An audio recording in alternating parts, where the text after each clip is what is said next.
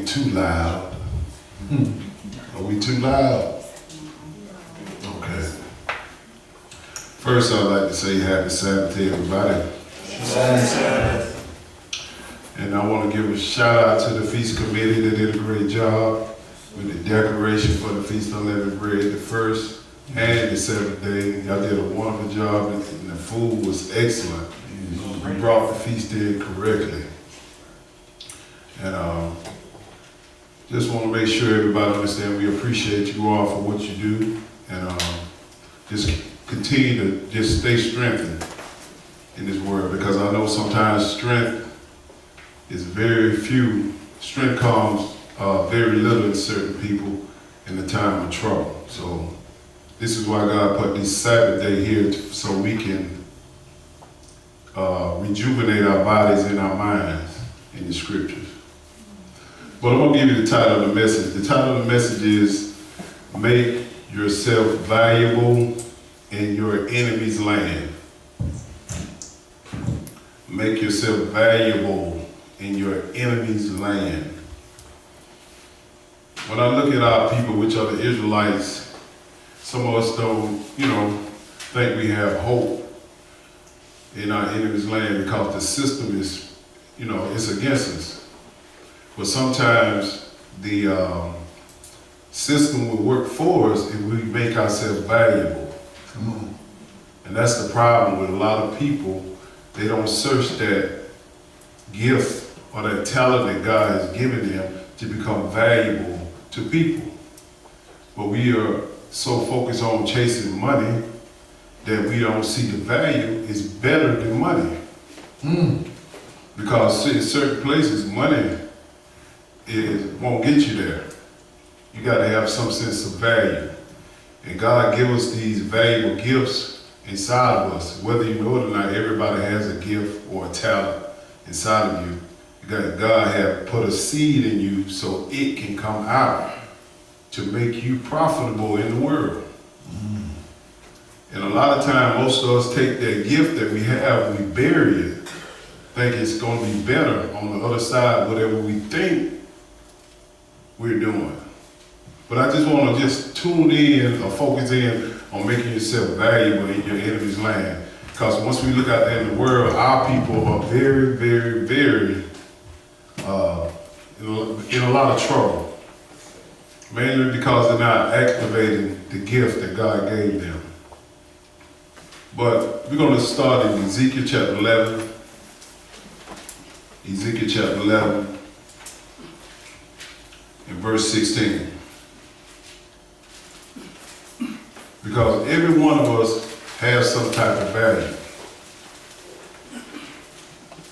And when you become valuable, no matter what condition you're in, you will prosper. You will prosper. God knows that the situation that we're in, He put us here. But He said, I will, make a little sanctuary for you all so you can build strength. And this is how you focus in on your gift. This is how you let God help you once you get into these scriptures. Ezekiel chapter 11, verse 16. When you get it, brother, go ahead. Therefore say, thus says the Lord God, although I have cast them far off among the heathen, and although I have scattered them among the countries, yet will I be to them as a little sanctuary in the countries where they shall come. This is God talking about His people, how He cast us in slavery. He scattered us. You can see that in Deuteronomy chapter 28. He's telling you, just because I cast you off from me, that doesn't mean I have disowned you. He said, I'm going to set up a little sanctuary or a little church so you can get some strength, but it's going to be up to you to find it. And how do you find it? You got to find it through these scriptures to know that the person is standing in the same place I'm in, that he's telling you the truth. So we check them out through the scriptures. So we're going to turn to Proverbs chapter 1 and verse 16. This little sanctuary is put here to prepare your mind, to show you what is your gift or your value. I don't know, a lot of time we talk about our condition, what we in, and we don't really go into, how to be successful in this life. But God makes a way for his people to be successful in this life through the book. But we got to change that mindset. We got to mentally get ourselves in shape. And then he can activate the gift inside of you. Proverbs chapter 16, verse 1. Let's see what he's talking about here. Go ahead. The preparation of the heart in man, and the answer of the tongue is from the Lord. He said the preparation of heart, meaning your preparation of your mind.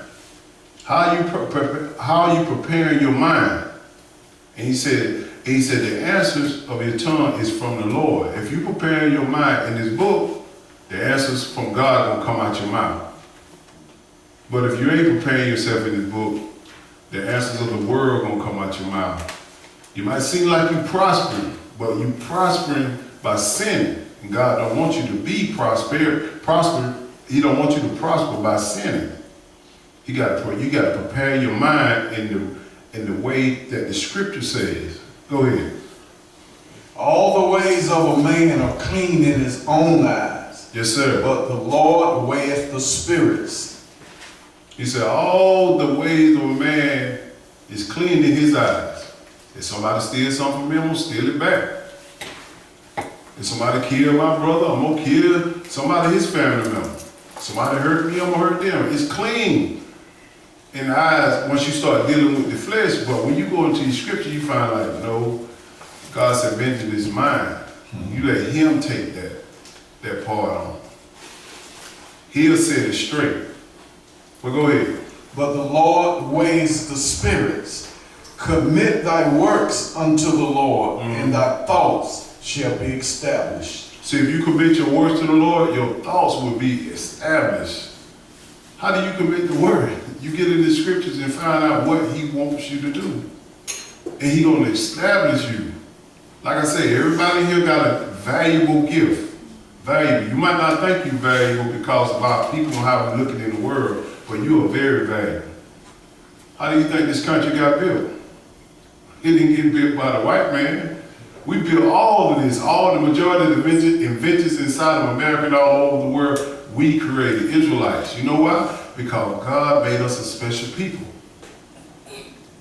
It don't take a rocket science to figure out if you take the Israelites from the world will be at the bottom. From the United States all over the world, if you take them out, they won't have no invention. Only thing this other nation know how to do is fight, have war. We try to invent stuff to make our work easier, like the lawnmower, the elevator, the cotton gin. We built the White House, all these things. Because certain people of Israel have a gift, and that master knew he could look at that person and say, okay, he got a gift, I'm gonna use him. Or he got a talent, or she got a talent, I'm gonna use her. But we don't figure this out and use it for ourselves. We got to figure this out. You got some value.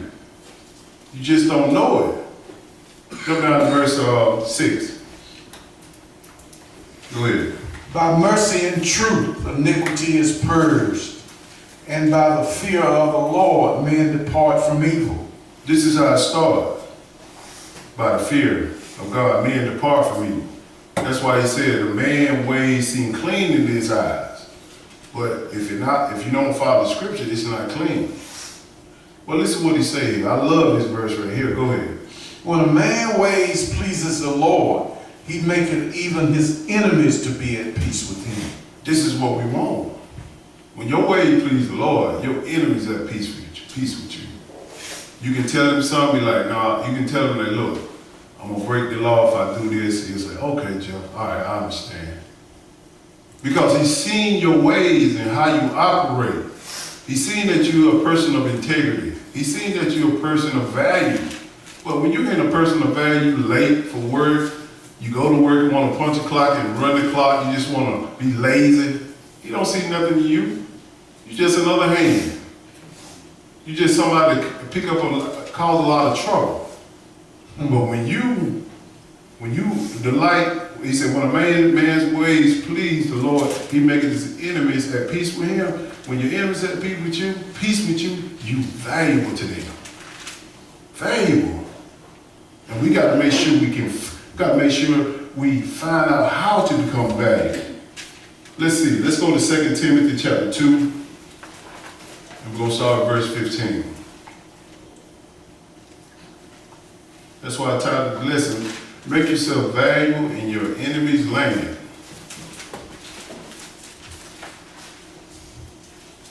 And how do you make yourself valuable? Not by sinning. God gonna show you. I done seen people with just less talent, like cutting grass, build a multi-million-dollar business, washing cars, build a multi-million-dollar business, cutting hair, build a multi-million-dollar business. All this stuff inspired me when I seen it. I said, these people just got average ability. But there was a value to that person. Person don't want to cut their hair. Person don't want to cut their grass. They go hire somebody to do it. You got to find out what is your gift, what is your talent, how you valuable to that person so he can use you. But when you ain't got no value, the only thing that comes out of you is filth. The only thing that comes out of you is negativity. And people don't want to sit around that at all. 2 Timothy chapter 2 and verse 15. Go ahead. Study to show thyself approved unto God. Yes, sir. A workman that needeth not to be ashamed, rightly dividing the word of truth. This is how you become valuable. When you study the scriptures to be approved by God, then he shows you your gift. Come on. He shows you your talent. And a lot of people, you see they work different type of jobs and doing different type of things. You can see they out of place. It's discomfort there. It don't fit like a glove. It don't. It do not fit like a glove. You're like, man, I'd be glad to punch the clock and get out of here. I don't even want to go to work. But when you are valuable and you are in your gift or your talent, it's like work is easy. It's easy. I thought I used to love playing football. Only thing I liked about football was game day. That's it. I hated practice. I hated college, study hall. I hated going to class. I hated everything about it. Only thing I love is Saturday when we go out there and we play ball. That's it. Hated it. And I thought that what I was supposed to be, an NFL ball player. But when I started cutting hair, oh man, it was easy. I loved it. I loved it. I love making people look good. I'm just telling you about me. I can't speak for nobody else. But when you in your place that God told you to be in, it fits like a glove. Fits like a glove. Go ahead, brother. But shun profane and vain babblings, for they will increase unto more ungodliness. This is when you devalue yourself. When you accept that vain babbling, that evil talk, or all that stuff in the world that's ungodly, it pollutes your mind. And then it becomes you. And God don't want that to become you. He wants these scriptures to become you so you can be the person that he put you on this world to be, which is of value. Israel's supposed to be a kingdom of priests, right? Amen. We're supposed to be sitting on top of the nation, teaching the nation. That's our job. But look at Israel today. They devalue themselves in every avenue of life. Amen. Go ahead. And their word will eat as do a canker, of whom is Hymenaeus and Philetus. He said, their words will eat as do as a canker. Anybody have a canker sore? Yes. In their mouth, that thing hurts, don't it? It eats up your mouth sometimes. Sometimes it can become bad and mess you up pretty good. But he said, those words will eat as a canker, meaning every situation that you go to, oh man, here come that old sorry Jeff. Here come that old gossiping Jeff. You like a canker sore. You ain't got no value. I ain't got no value if I'm bringing negativity to the situation. He don't want you to be there as a canker. Go ahead. Who concerning the truth have erred, saying that the resurrection is past already. Yes, sir. And overthrow the faith of some. And this is how people today. Y'all still believing in that Bible? Y'all still think y'all going to heaven? They got people saying that today. That's a canker sore. They can't activate in their gift or their talent properly. They can activate and make money, have cars and clothes, but they sin in doing it. It's a canker store. Ultimately, it's going to take them to the lake of fire. But if you're doing this thing right, God will put you in a perfect situation so you can work your gift. Perfect. Go ahead. Nevertheless, the foundation of God standeth sure, Yes, sir. having this seal, the Lord knoweth them that are his, and let everyone that nameth the name of Christ depart from iniquity. So if you put on the name of Christ, if you put that stamp on you, depart from the iniquity, which is sin. Try your best to avoid that. Nobody telling you you're going to avoid it all the time, but some of this stuff we can avoid. Some people are willful sinners, willfully doing it. You can't be willfully. You know you're struggling. Only God can say what you're doing is right or wrong. I can't. Only thing I got to do is just tell you what thus saith the Lord in His Bible. He telling you that when you wear the seal of God, depart from iniquity. And that's all our problem, trying to get this sin out of our life. But He telling you right here, let's look at this house He's talking about. Go ahead. But a great house, there are not only vessels of gold and of silver, but also of wood and of earth, some to honor and some to dishonor. And this great house is talking about any situation of your life. You can be in a great house of a business. You can be in a great house of a church. But the vessel, you got to decide on which vessel are you. Are you a vessel of honor or dishonor? Are you a vessel of honor on your job, or are you a vessel of dishonor on your job? You got to figure this out for yourself. How do you make yourself valuable? Are you making yourself valuable on your job, or are you just somebody who's taking up space? Are you making yourself valuable in the church, or are you just somebody who's taking up space? This is what most people got to understand. God wants vessels of honor who's going to get out there and push this word. Then He can give you some of the things that you want on the side. Go ahead.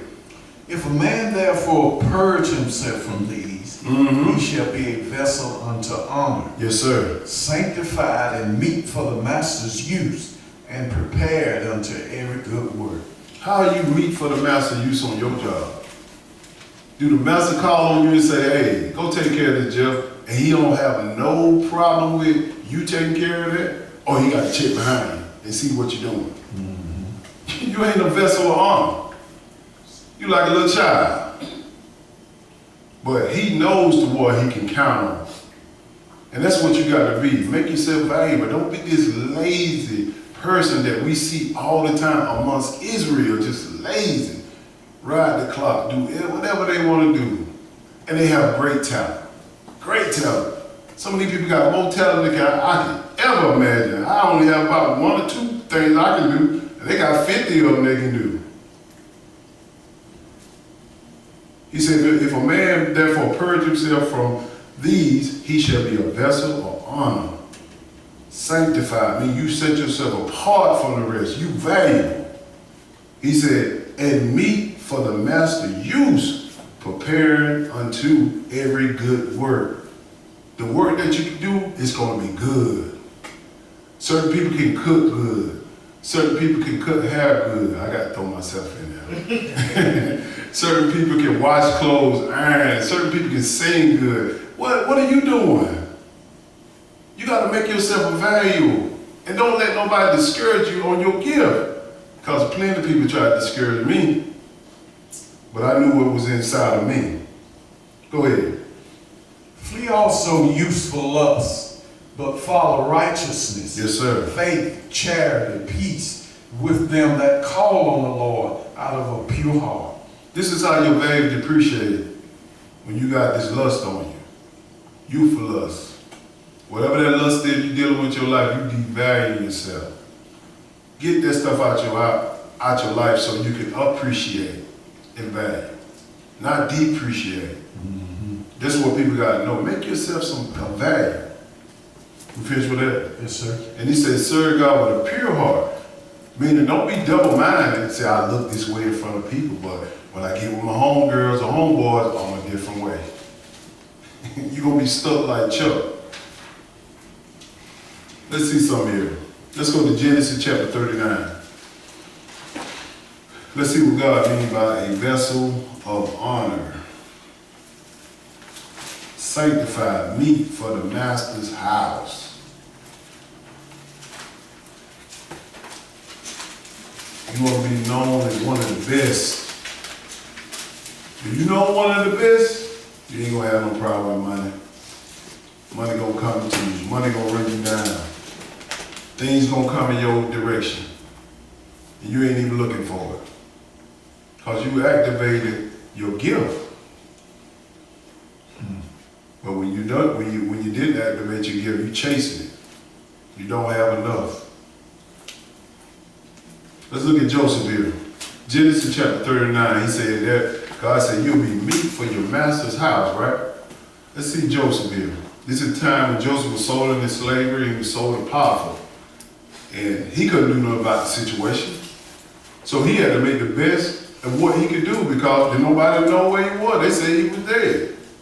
And a lot of people in a situation on their job or in their life or in their marriage, you got to make the best of the situation at hand. Don't come complaining. Do good in your situation so God can uplift you. But if you complain all the way through that, you're gonna be at the same level for about 10 or 15 years, maybe 20 years. Some people still at the same level. But you got to activate it. Verse 1, Genesis 39:1. Go ahead. And Joseph was brought down to Egypt, and Potiphar, an officer of Pharaoh, captain of the guard, an Egyptian, brought him of the hands of the Ishmaelites, which had brought him down thither. This is Joseph, Jacob's son, part of the 12 tribes of Israel, out from our heritage. He was sold into slavery by his brothers because his brothers were jealous of him. And they told the father Jacob that he was dead, but he was sold to the Ishmaelites, which are the Arabs. And then the Arabs sold him to Potiphar, which are the Egyptians. Go ahead. And the Lord was with Joseph, and he was a prosperous man. And he was in the house of his master, the Egyptian. He said the Lord was with Joseph. Why he was with Joseph? Because Jacob taught him. He was a child. He taught him what the God of Israel wanted us to do. All when he was little. It's just like I teach my kids. Once they come up in my household, they know what to do from the God of Israel. So when they come out there in the world and they get on a job or they're doing a business or whatnot, they become valuable.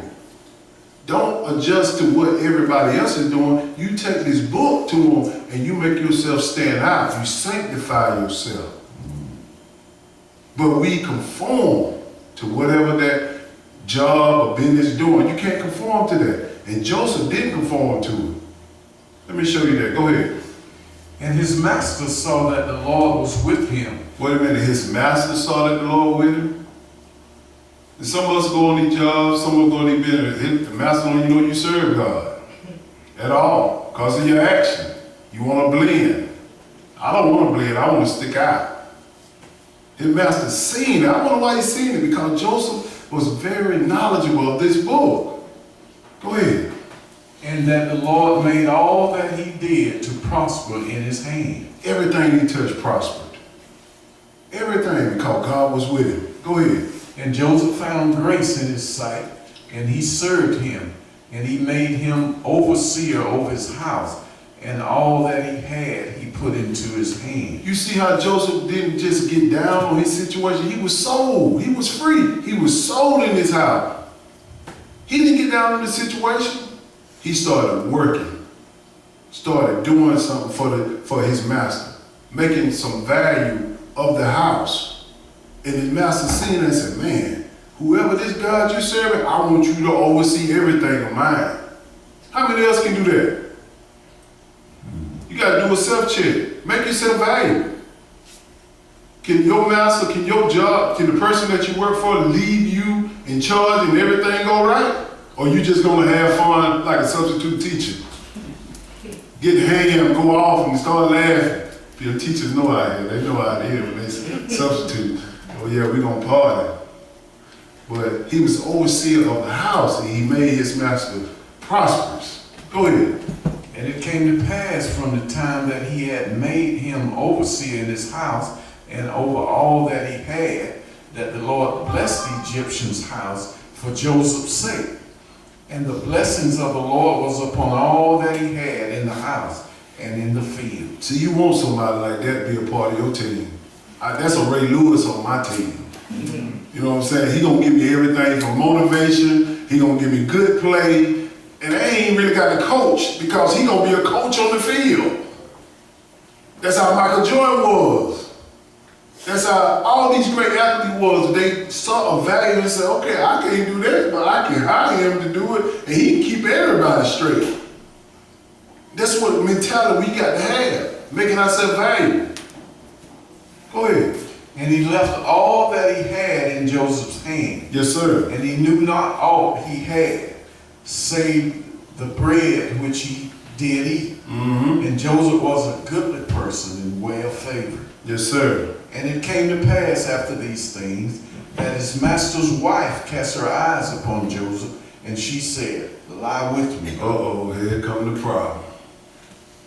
Here come the problem. Understand this, in your blessing, which whatever gift you have, is something gonna come into in your life that's gonna try to make you sin. Try to make you sin, but you got to pass the test. When you in this situation, when your master done left you at his house, and you overseeing everything, and you was in slavery, you think I'm finna mess this up? No, his master, then the master's wife came to him and said, hey man, I want you to go to bed with me now. I got to have you. She said, what hell? Lie with me? She said, lie with me. And listen to the response of Joseph. Go ahead. But he refused and said unto his master's wife, He said, no, I can't do that. Go ahead. behold, my master rotten not what is with me in the house. And he had committed all that he had to my hand. Joseph seen the value he had in the house. He said, my master left this with me. I'm over the house. I come from sold into slavery, and I'm renting this man's house. And you think I'm gonna mess with you, his wife? No. But she wouldn't stop. Go ahead. There is none greater in this house than I. Neither has he kept back anything from me but thee. Yes, sir. Because thou art his wife. How then can I do this great wickedness and sin against God?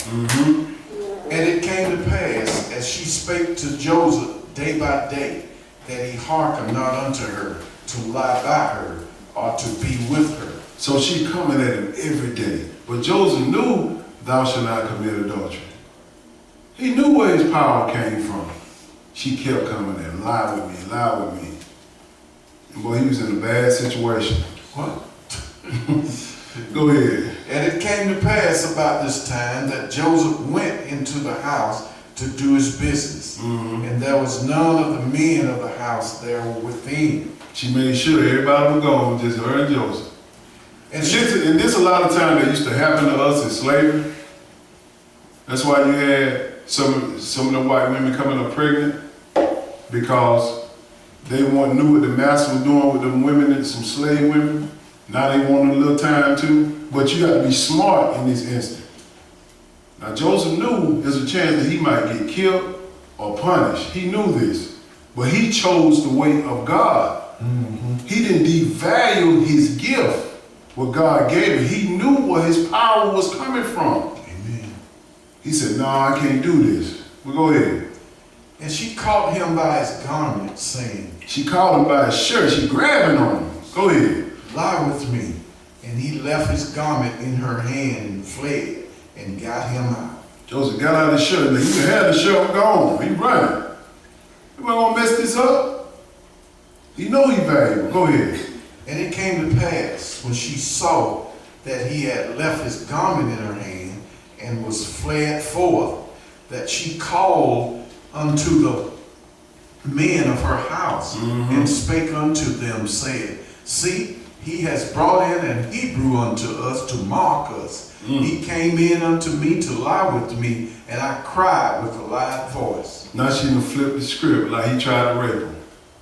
And that was totally wrong. And Joseph didn't try to do that. Since she couldn't get him, now she gonna get him in trouble. Now understand, with your gift, when you valuable, them haters gonna come.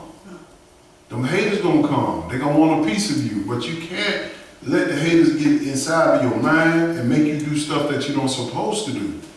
And Joseph knew that. And